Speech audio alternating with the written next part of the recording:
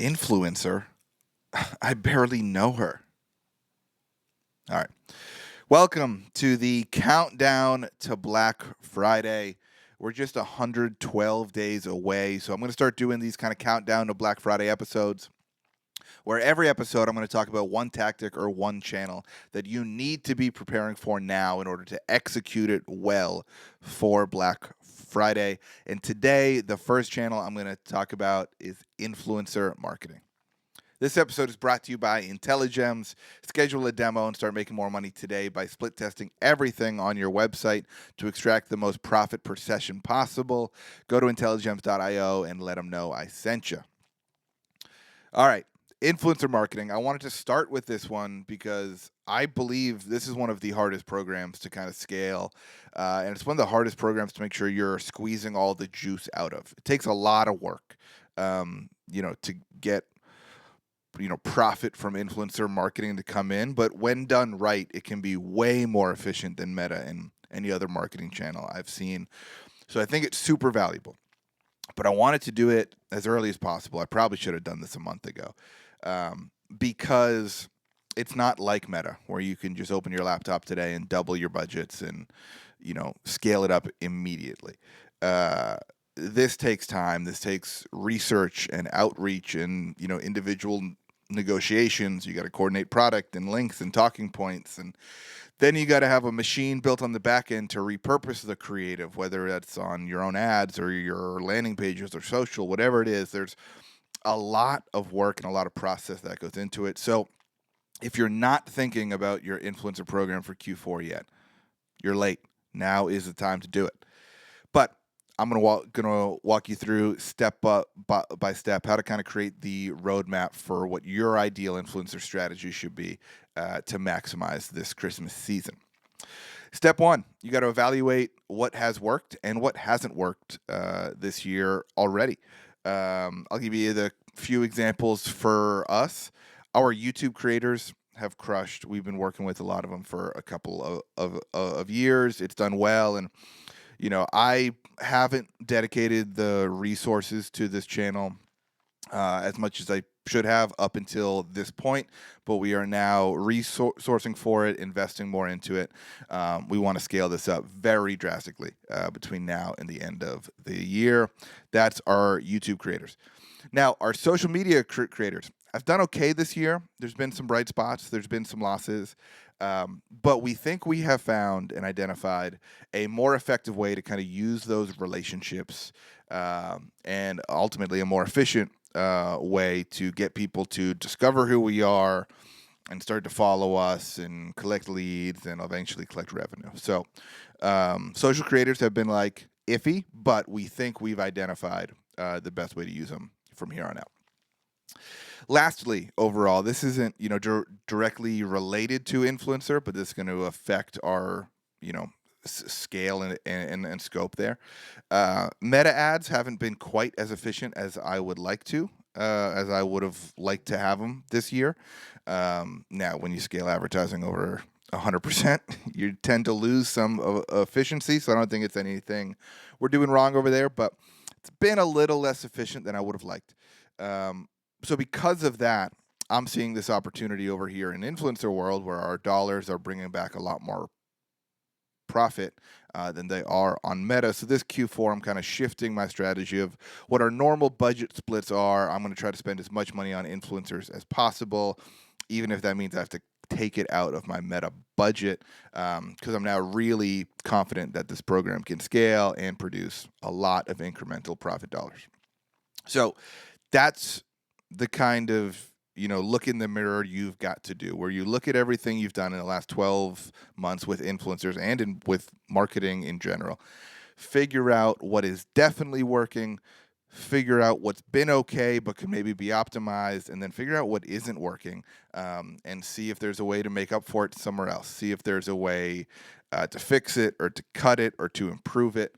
But that's step one. That's going to guide you to what your best influencer strategy should be.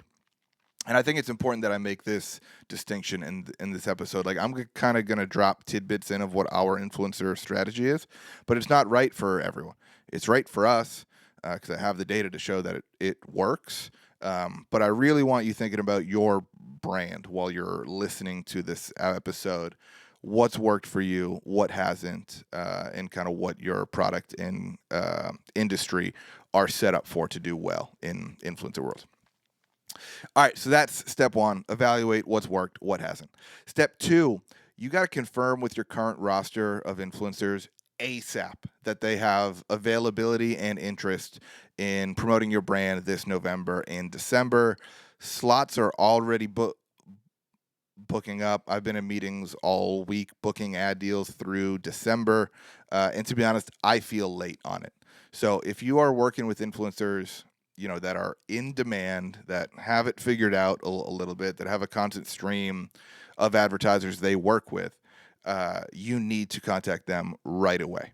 I've made the mistake in years past of waiting till like September or October, because I figured some of these creators that we work with all the time knew that we were going to come back to them. It was almost a given in my mind. And then when I finally reached out, they're like, hey, sorry, we're booked. And we weren't able to get ad deals done. So don't make that mistake. I won't make that mistake again. Reach out to your current roster of creators that have been profitable for you this year and make sure they're on board for this holiday season.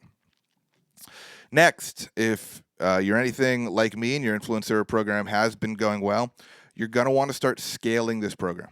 And as I mentioned before, this takes time and work and processes.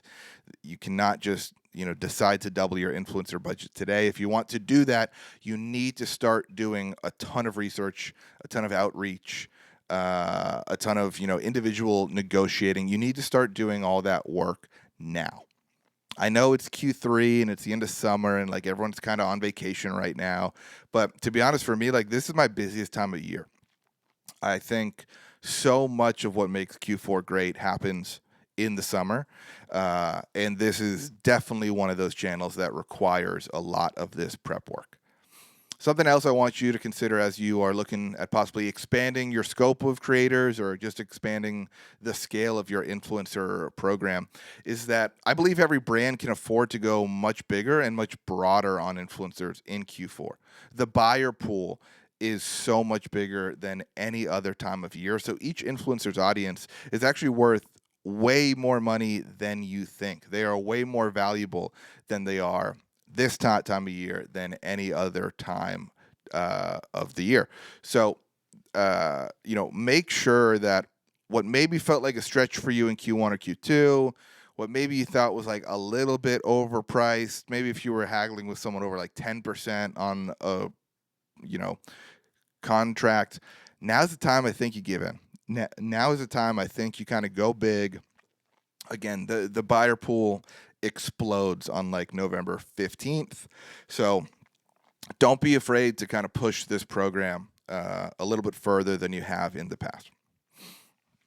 Now, once you have evaluated what's worked, confirmed with your current creators, and start to reach out and negotiate with a bunch of new creators, you need to make sure that you and your team have the resources and the bandwidth to effectively squeeze every drop of juice you can out of your influencer program.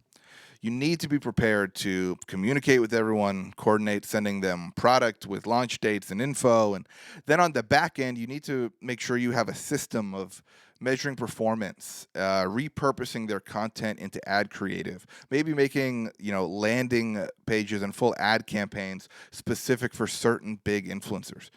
Paying someone for one post is rarely worth it, but it can be incredibly profitable if you build the whole machine on the back end in a way where you can squeeze it for all the juice that you possibly can.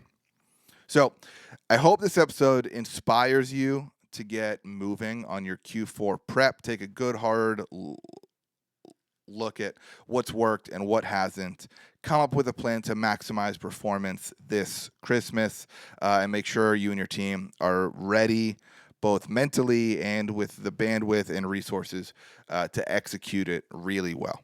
It's kind of the last warning I'll give to you here.